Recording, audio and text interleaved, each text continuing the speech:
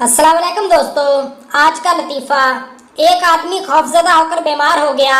दोस्त क्या हुआ? आदमी: यार कल मेरे क्लास फेलो का इंतकाल हो गया है। दोस्त: तो इसमें इतना डरने की क्या बात है? आदमी: यार उसका रोल नंबर 45 था और मेरा 46 है।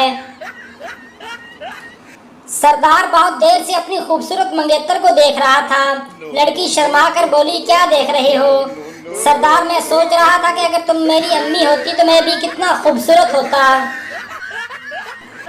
जज: तुम पर साइकिल चोरी का इल्जाम साबित नहीं हो सका, इसलिए तुम्हें अदालत छोड़ रही है।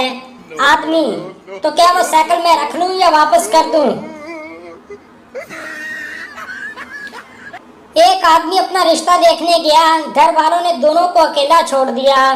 आदमी: बाजी आप लोग कितने बहन भाई हैं? लड़की: पहले 8 थे अब 9 हो गए हैं।